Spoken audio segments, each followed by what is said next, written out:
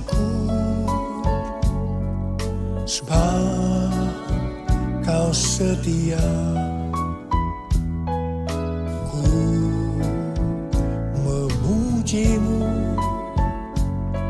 karena Kau sangat baik.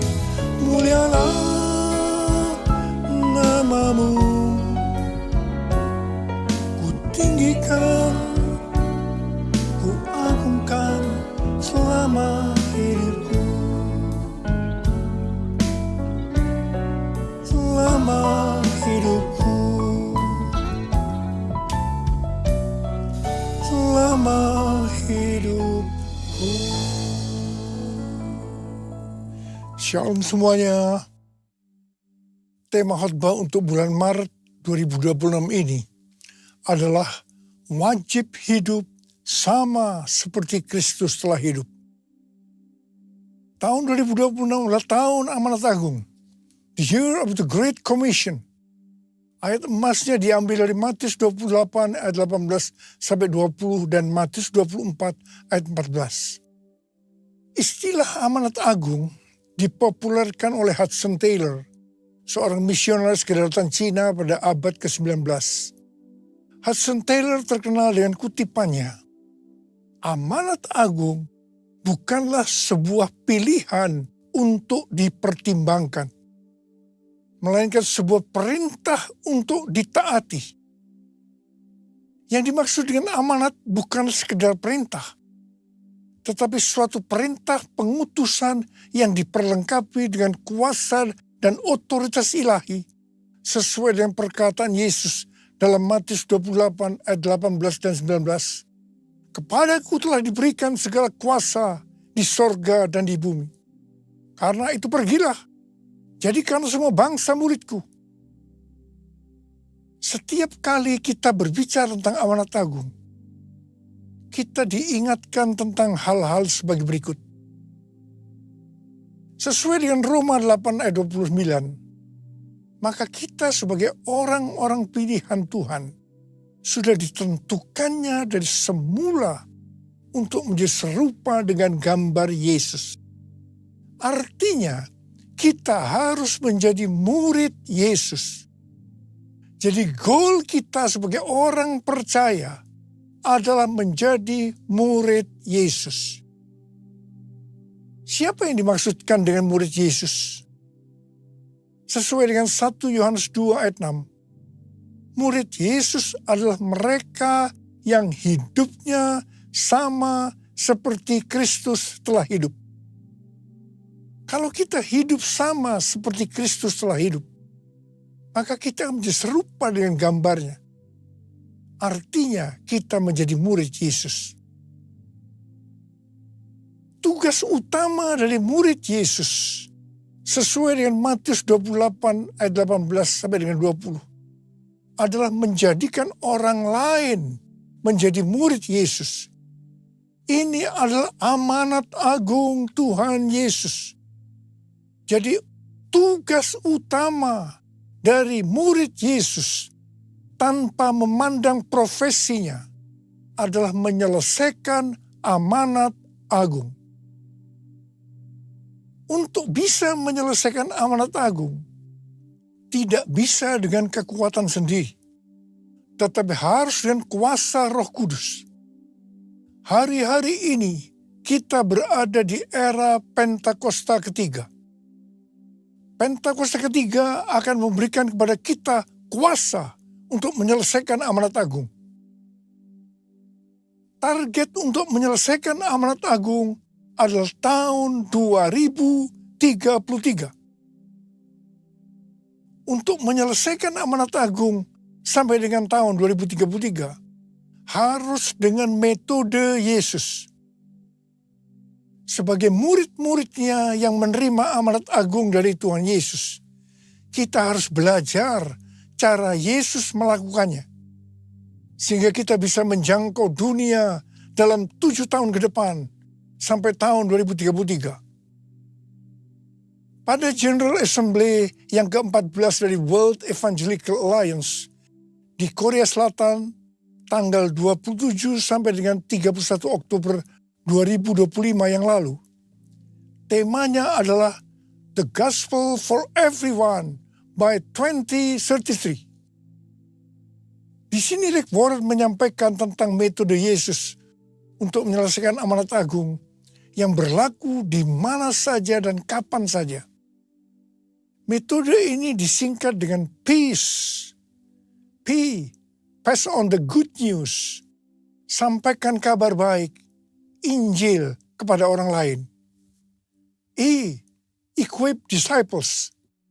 Perlengkapi para murid agar mereka bisa bertumbuh dan melayani. E, alleviate suffering. Ringankan penderitaan orang lain dengan menolong mereka. C, continually pray. Berdoa terus-menerus. E, establish new churches. Dirikan gereja-gereja baru. Jadi ada 5 hal metode Yesus untuk menyelesaikan amanat agung. Yang pertama, sampaikan kabar baik Injil kepada orang lain. Yang kedua, perlengkapi para murid agar mereka bisa bertumbuh dan melayani. Yang ketiga, ringankan penderitaan orang lain dengan menolong mereka. Yang keempat, berdoa terus-menerus. Dan yang kelima, dirikan gereja-gereja baru. Supaya kita bisa melakukan seperti yang Yesus lakukan, maka seperti apa yang tertulis dalam 1 Yohanes 2 ayat 6, bahwa kita wajib hidup sama seperti Kristus telah hidup. Ku mau hidup seturut kehendak Tuhan. Ku mau memberi semua yang ku dapat berikan. Ku mau cinta Dia lebih dari semua. Ku tak dapat membalas kasih-Nya. Ku tak dapat membalas kasih-Nya.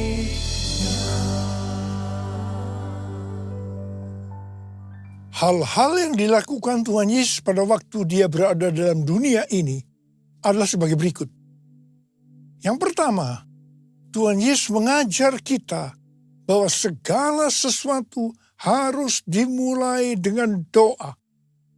Katakan amin. Untuk memulai hari yang baru, pagi-pagi benar Tuhan Yesus akan berdoa lebih dahulu.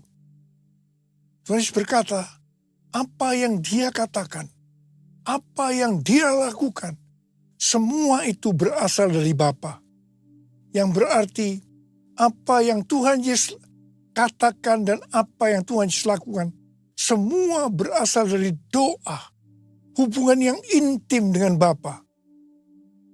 Kata peace dibuat sebagai singkatan supaya mudah diingat, bukan sebagai urutan metode yang harus dijalankan. Bagi saya, yang menjadi prioritas utama yang harus dilakukan lebih dahulu adalah continually pray atau berdoa terus-menerus. Baru keempat hal lainnya dilakukan sebagai hasil dari doa tersebut. Pada bulan November tahun 2025 yang lalu, ada pertemuan Advancing the Kingdom Initiative atau ADKI di Louisiana, Amerika Serikat, yang dihadiri oleh lebih dari 400 hamba Tuhan dari lebih dari 100 negara yang mewakili sekitar 180 juta orang. Salah satu kesimpulan dari hasil pertemuan itu, mereka sepakat bahwa untuk menyelesaikan amanat agung sampai dengan tahun 2033 harus dimulai dengan doa, puasa, dan mengandalkan Roh Kudus. Hal yang kedua yang dilakukan oleh Tuhan Yesus pada waktu Dia berada di dalam dunia ini, yaitu Tuhan Yesus memberikan contoh dalam hal memberi. Keselamatan yang kita dapatkan karena Tuhan Yesus memberi. Apa yang diberikan? Ia memberikan nyawanya untuk kita. Sekali lagi saya mau katakan, Tuhan Yesus memberikan nyawanya untuk keselamatan kita. Kemudian, apa yang harus kita lakukan untuk membalas semua ini? Roma 12 ayat 1 berkata, karena itu saudara-saudara, oleh kemurahan Allah, aku menasihatkan kamu, supaya kamu mempersembahkan tubuhmu sebagai persembahan yang hidup, yang kudus, dan yang berkenan kepada Allah. Itulah ibadahmu yang sejati. Keinginan terbesar dari kita seharusnya hidup kudus dan berkenan kepada Allah. Kita harus hidup bagi Allah. Kita harus mempersembahkan tubuh kita yang sudah mati terhadap dosa dan sebagai rumah Roh Kudus kepada Allah. Roma 12 ayat 2 berkata, janganlah kamu menjadi serupa dengan dunia ini, tetapi berubahlah oleh pembaharuan budimu, sehingga kamu dapat membedakan mana kehendak Allah, apa yang baik, yang berkenan kepada Allah, dan yang sempurna. Bapa, ku persembahkan tubuhku sebagai persembahan yang hidup, kudus, dan yang berkenan padamu, sebagai ibadah yang sejati. Ku sembah Kau, Tuhan, ku sembah Kau,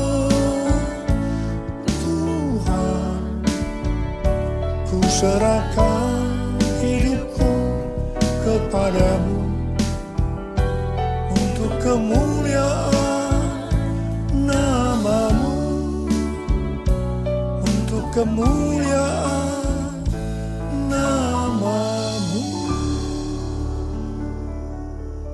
Hal yang ketiga yang dilakukan oleh Tuhan Yesus pada waktu Dia berada di dalam dunia ini, yaitu Tuhan Yesus keluar sebagai pemenang.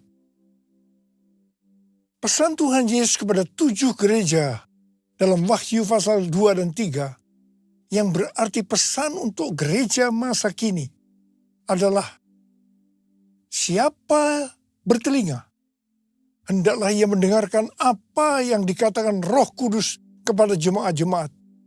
Siapa yang menang akan masuk surga. Tuhan Yesus pada waktu masih berada di dunia dicobai oleh iblis dan Dia keluar sebagai pemenang. Sesuai dengan Matius 4 ayat 1 sampai dengan 11. Maka setelah berpuasa 40 hari 40 malam, akhirnya laparlah Yesus. Pada saat itu datanglah iblis untuk mencobai Tuhan Yesus. Ada 3 jurus pencobaan yang dilakukan iblis kepada Tuhan Yesus. Jurus pertama, pada waktu Tuhan Yesus lapar, iblis berkata, jika engkau anak Allah, perintahkanlah supaya batu-batu ini menjadi roti. Tuhan Yesus menjawab, ada tertulis, manusia hidup bukan dari roti saja, tetapi dari setiap firman yang keluar dari mulut Allah. Di sini iblis mau meyakinkan bahwa yang paling penting untuk hidup di dunia ini adalah roti. Yang berbicara tentang makanan, pakaian, kekayaan, harta benda. Jadi ini yang menurut iblis harus dicari dengan segala macam cara. Tetapi Tuhan Yesus menjawab bahwa manusia hidup bukan dari roti saja, tetapi dari setiap firman yang keluar dari mulut Allah. Tuhan Yesus mengingatkan kita melalui perumpamaan yang diberikan tentang seorang penabur benih. Ada benih yang jatuh di antara semak duri. Benih itu tumbuh, tetapi karena terhimpit oleh semak duri, maka ia tidak berbuah. Ini diartikan sebagai orang yang oleh karena tipu daya kekayaan, kenikmatan hidup, kekhawatiran dunia, sehingga tidak berbuah. Tuhan Yesus berkata bahwa dia adalah pokok anggur yang benar. Kita adalah carangnya. Setiap carang yang tidak berbuah akan dipotong, jatuh ke tanah, menjadi kering, disapu, dan dibuang ke dalam api. Jangan sampai kita mengalami hal yang seperti ini. Tuhan Yesus juga mengingatkan kita, jangan kamu khawatir apa yang akan kamu makan, apa yang akan kamu minum, apa yang akan kamu pakai. Semua itu dicari oleh bangsa-bangsa yang tidak mengenal Allah. Tapi Bapamu yang di sorga tahu bahwa kamu memerlukan semua itu. Karena itu, carilah dulu kerajaan Allah dan kebenarannya. Maka semuanya akan ditambahkan kepadamu. Kita diingatkan, kita harus menjadi pemenang seperti Tuhan Yesus yang sudah menang. Jurus yang kedua yang dilakukan iblis kepada Tuhan Yesus, yaitu tentang mencobai Allah. Iblis membawa Tuhan Yesus ke bait suci dan menempatkannya di pinggir atap bait Allah. Lalu berkata kepadanya, jikalau engkau anak Allah, jatuhkanlah dirimu ke bawah. Sebab ada tertulis, mengenai engkau, ia akan memerintahkan malaikat-malaikatnya. Dan mereka akan menatang engkau di atas tangannya, supaya kakimu jangan terantuk kepada batu. Yesus berkata, ada pula tertulis, janganlah engkau mencobai Tuhan Allahmu. Hati-hati, iblis menggunakan ayat yang diputar balikkan, supaya kita jatuh dalam dosa. Di sini Tuhan Yesus sebagai anak Allah tahu bahwa orang yang menjatuhkan diri dari tempat tinggi karena hukum gravitasi akan jatuh dan mati. Karena itu Tuhan Yesus berkata, jangan mencobai Allah. Ada kesaksian dari Yonggi Cho tentang beberapa anak perempuan setelah dari KKR dengan hati yang berkobar-kobar pulang ke rumahnya. Mereka harus menyeberangi sungai yang sedang banjir. Mereka berkata, kalau Petrus bisa berjalan di atas air, maka kita juga bisa berjalan di atas air. Mereka dengan bergandengan tangan menyeberangi sungai yang sedang banjir. Apa yang terjadi? Semuanya meninggal karena terseret oleh banjir. Ingat, Petrus bisa berjalan di atas air karena Tuhan Yesus yang menyuruh. Jadi Petrus berjalan di atas firman Allah. Jadi jangan berpikir kalau kita anak Allah bisa melakukan apa saja karena akan dilindungi Allah. Sekali lagi, jangan mencobai Allah. Seperti Tuhan Yesus yang keluar sebagai pemenang, maka kita juga harus keluar sebagai pemenang. Katakan amin. Jurus ketiga yang dilakukan iblis kepada Tuhan Yesus. Iblis membawa Tuhan Yesus ke atas gunung yang sangat tinggi dan memperlihatkan kepadanya semua kerajaan dunia dengan kemegahannya dan berkata kepada Yesus, semua itu akan kuberikan kepadamu jika engkau sujud menyembah aku. Lalu berkatalah Yesus kepada iblis, enyahlah iblis, sebab ada tertulis, engkau harus menyembah Tuhan Allahmu, dan hanya kepada Dia sajalah engkau berbakti. Ingat, penguasa dunia ini adalah iblis yang berusaha agar kita menyembah Dia, menyembah iblis. Wahyu 18 ayat 4 berkata, Lalu aku mendengar suara lain dari sorga berkata, "Keluarlah kamu, hai umatku, keluarlah dari dalamnya, supaya kamu jangan mengambil bagian dalam dosa-dosanya, dan supaya kamu jangan turut ditimpa malapetaka-malapetakanya." Ini peringatan buat kita, agar jangan mengikuti sistem dunia yang bertentangan dengan firman Allah. Karena penguasanya adalah iblis. 3 jurus pencobaan yang dilakukan iblis pada Tuhan Yesus akan terus-menerus diperhadapkan kepada kita. Karena itu kita harus keluar sebagai pemenang. Sebagaimana Tuhan Yesus menjadi pemenang. Untuk bisa menyelesaikan amanat agung dengan target 2033, kita harus menjadi pemenang. Ku menang bersama Yesus Tuhan. Ku menang di dalam peperangan. Ku menang atas segala setan. Haleluya, haleluya, ku menang. Haleluya, dia bangkit. Haleluya, dia hidup. Haleluya, dia naik. Roh Kudus turun. Roh Kudus turun. Roh Kudus turun. Mari angkat tangan kita. Oleh sembah dia. Berbahasa roh. Yang sudah berbahasa roh. Yang belum berbahasa roh jangan diam. Haleluya, haleluya, ralabalabala. Haleluya, kuralabalabalabalabala. Hurialalalabalabalabalabalabala. Hurialalalabalabalabalabalabala. Hurabalabalabalabala. Hurialalalabala. Tuhan, kami berdoa buat anak-anak-Mu. Kami mengerti bahwa kami semua wajib hidup sama seperti Kristus telah hidup. Untuk bisa menyelesaikan amanat agung dengan metode Yesus. Tuhan, terima kasih. Terima kasih berikan kami kuasa untuk menyelesaikan amanat agung. Terima pengurapan Tuhan. Terima kuasa dalam nama Yesus. Haleluya, haleluya. Amin.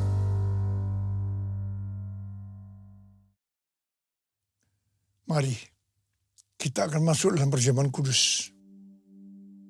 Kita akan mengingat ayat ini.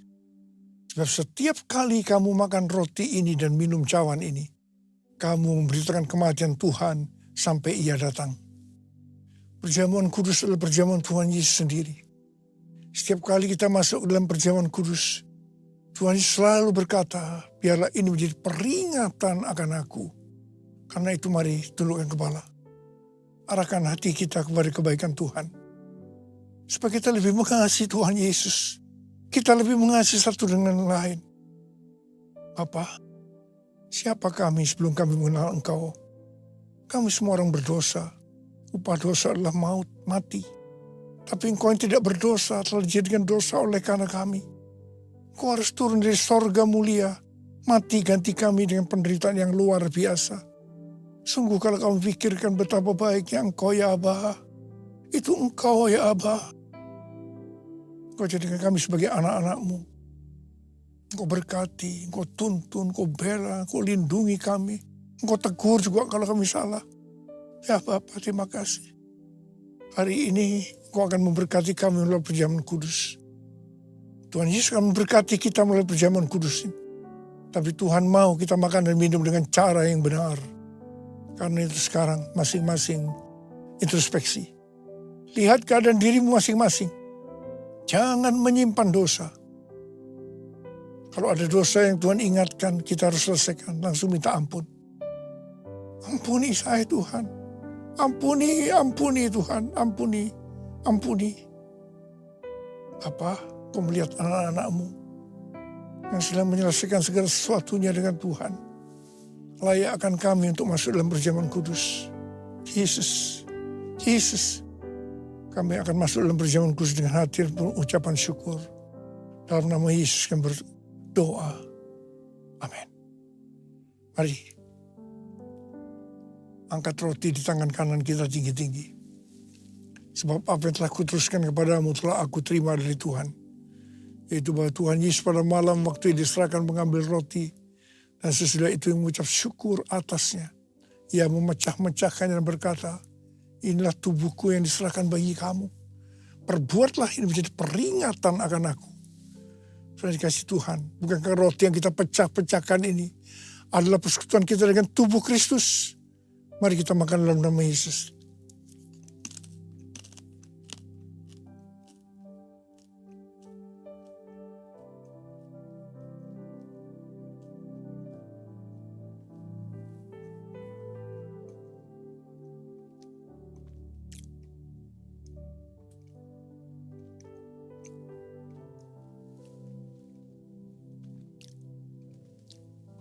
Mari, angkat cawan di tangan kanan kita tinggi-tinggi.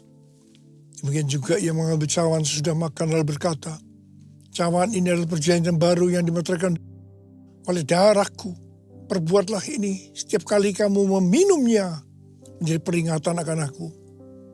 Sudah kasih Tuhan, bukan cawan pengucapan syukur. Yang atasnya kita ucapkan syukur adalah persekutuan kita dengan darah Yesus. Mari kita minum dalam nama Yesus.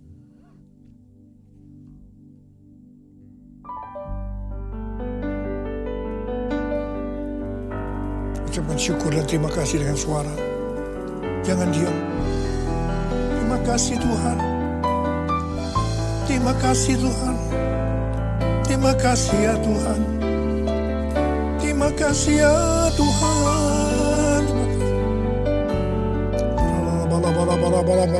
Tuhan terima kasih. Saat ini kau sedang menyembuhkan yang sakit. Kau sedang membebaskan yang terikat. Menghibur yang susah. Menguatkan yang lemah. Memberikan pengharapan yang baru bagi yang datang dari keadaan putus pengharapan. Bapa terima kasih. Terima kasih Bapa buat kebaikan. Terima kasih. Terima kasih Yesusku. Terima kasih Yesusku. Puji syukur hanya bagi Tuhanku. Terima kasih Yesusku, terima kasih Yesusku.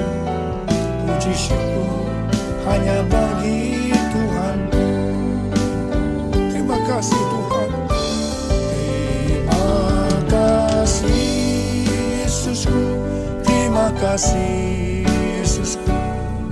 Puji syukur hanya bagi Tuhanku. Terima kasih Yesusku. Terima kasih Yesusku. Puji syukur hanya bagi Tuhanku. Puji syukur hanya bagi Tuhanku. Puji syukur hanya bagi Tuhan.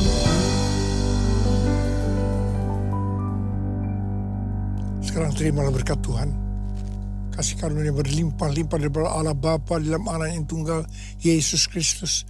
Persekutuan yang manis dengan Roh Kudus menyertai kita mulai hari ini sampai Tuhan Yesus datang menjemput kita di awan-awan dan bahkan sampai selama-lamanya.